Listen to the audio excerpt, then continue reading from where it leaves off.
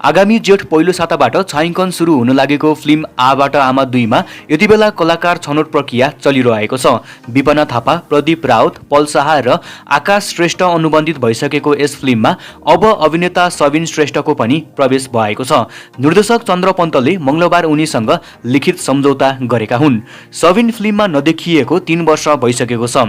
पछिल्लो पटक उनी सन् 2022 मा प्रदर्शन भएको फिल्म ममा देखिएका थिए। यसपछि उनले केही फिल्म सम्झौता गरे पनि ती निर्माण हुन सकेनन्। अब आबाट आमा 2 बाट कमब्याक गर्न लागेका उनी यस फिल्ममा नकारात्मक भूमिकामा देखिन लागेको बुझिएको छ। असोज 30 गते फुलपातीको अघिल्लो दिनलाई प्रदर्शन मिति तय गरिएको यस फिल्मको गत सोमबार शुभ मुहुर्त गरिएको छ। ललितपुर स्थित पाटन बंगलामुखी मन्दिरमा फिल्मको स्क्रिप्ट र क्यामेरा पूजा गरिएको थियो। गजित बिष्ट र नरेन खड्काको पनि अभिनय रहने फिल्ममा अहिलेसम्म अभिनेत्रीको भने टुङ्गो लागेको छैन। तपाईहरू पनि अभिनेता पल शाहको मुख्य भूमिका रहने यो नयाँ फिल्म आबाट आमा 2 हेर्नका लागि कतिको एक्साइटेड हुनुहुन्छ कमेन्ट गर्नुहोस्।